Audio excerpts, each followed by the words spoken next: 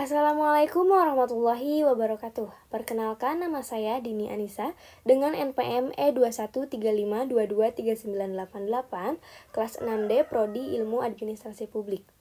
Di sini saya akan menyampaikan presentasi tentang manajemen korban massal untuk memenuhi salah satu tugas disaster management.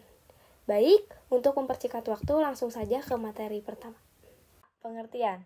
Korban massal adalah korban akibat kejadian dengan jumlah relatif banyak karena sebab yang sama dan perlu mendapatkan pertolongan kesehatan segera dengan menggunakan sarana, fasilitas, dan tenaga yang lebih dari yang tersedia sehari-hari. Manajemen korban massal adalah serangkaian kegiatan terencana dan terkoordinasi untuk menangani korban dalam jumlah besar akibat suatu kejadian darurat atau bencana.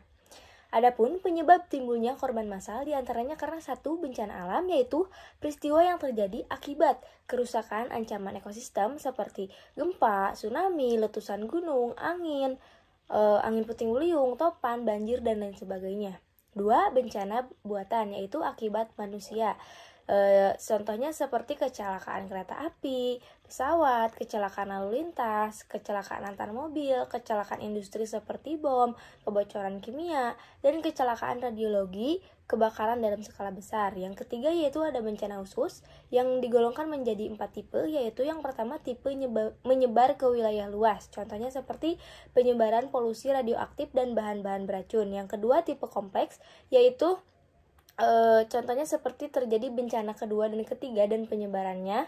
Yang ketiga ada tipe gabungan atau campuran, yaitu campuran antara bencana alam dan bencana buatan yang diakibatkan oleh ulah manusia. Yang keempat ada tipe jangka panjang, yaitu memerlukan waktu pengecekan lokasi kejadian dan penyelamatan korban.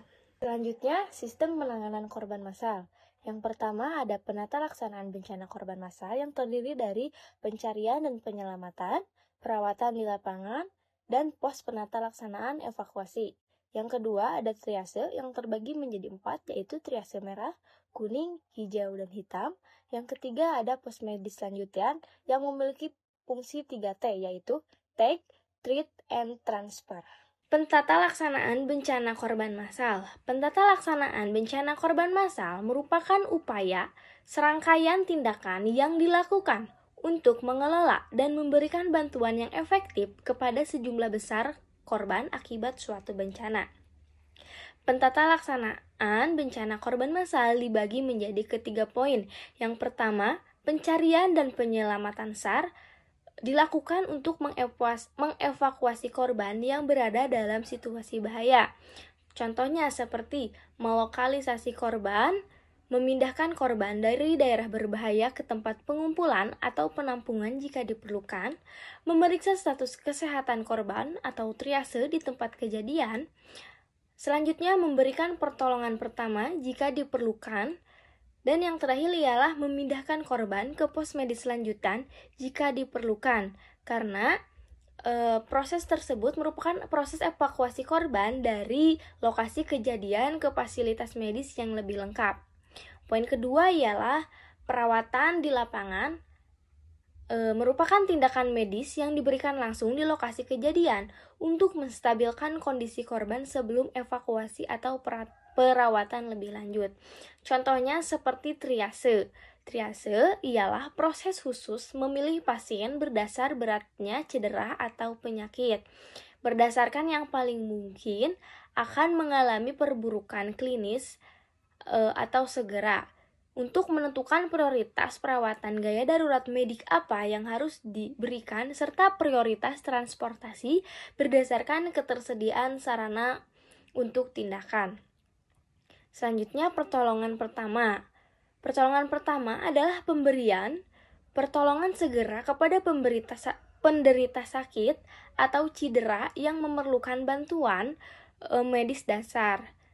Yang terakhir ialah pos medis lanjutan adalah proses evakuasi korban dari lokasi kejadian ke fasilitas medis yang lebih lengkap.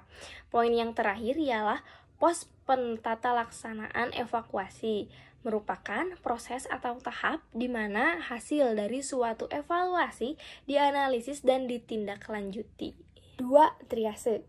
Triase dapat dibagi ke beberapa 4 macam. Yang pertama, triase merah adalah korban-korban yang membutuhkan stabilisasi segera. 2. Triase kuning adalah korban yang memerlukan pengawasan ketat, tetapi perawatan dapat ditunda sementara. 3. Triase hijau adalah kelompok korban yang tidak memerlukan pengobatan atau pemberian pengobatan dapat ditunda. Yang terakhir keempat ialah triase hitam adalah korban yang telah meninggal dunia. 3. Posmedis lanjutan. Posmedis lanjutan adalah fasilitas kesehatan yang didirikan untuk memberikan pelayanan medis yang lebih komprehensif setelah penanganan awal di pos pertolongan pertama.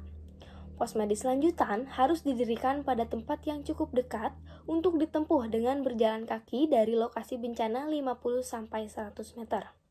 Adapun, fungsi posmedis bisa disingkat menjadi 3T, yaitu take artinya label, treat artinya rawat, dan transfer artinya evakuasi. Kesimpulannya ialah, manajemen korban massal adalah serangkaian kegiatan terencana dan terkoordinasi untuk menangani korban dalam jumlah besar akibat suatu kejadian darurat atau bencana. Tujuannya adalah untuk menyelamatkan nyawa, mengurangi penderitaan, mempercepat pemulihan, dan meminimalisir dampak sosial serta ekonomi.